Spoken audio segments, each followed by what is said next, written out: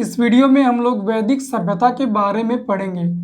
और वैदिक सभ्यता के अगर समय काल की बात किया जाए तो कब से कब तक इसका समय काल रहा, तो 1500 बीसी से लेकर 600 बीसी तक इसका समय काल रहा।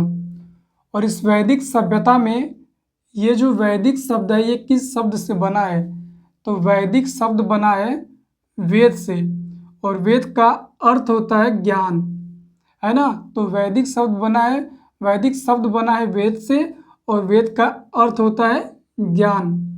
और इस वैदिक सभ्यता के निर्माता की अगर बात किया जाए कि वैदिक सभ्यता के निर्माता कौन थे, तो ये हो जाएगा आर्य थे।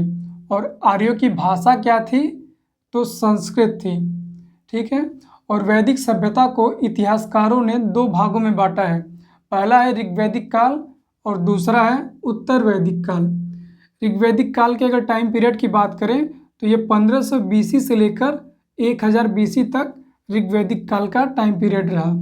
और यहीं पर उत्तर वैदिक काल की अगर बात किया जाए तो इसका जो टाइम पीरियड था वो 1000 बीसी से लेकर 600 बीसी तक माना गया। और देखिए इस ऋग्वैदिक काल में हम लोग ऋग्वेद के बारे में पढ़ते हैं, ठीक है। और यहीं पे अगर पूछ लिया जाए कि ऋग्वेद में मंडल कितने हैं, तो आपका आंसर होगा कि 10 मंडल हैं और 1028 सूक्त हैं। मंत्र या ऋचाएँ की बात करें तो 10,532 मंत्र हैं। सबसे प्राचीन मंडल कौन है, ठीक है। तो 2 से लेकर 7 तक जो मंडल हैं वो सबसे प्राचीन या पुराने मंडल हैं, यानी कि 2, 3, 4, 5, 6 और 7। तो ये 2 से लेकर 7 तक के जो मंडल हैं वो सबसे प्राचीन मंडल हैं, ठीक है। और नए मंडल की अगर बात किया जाए कि नए मंडल कौन है, तो पहला और 10वां मंडल नए मंडल हैं और इनको बाद में जोड़ा गया था।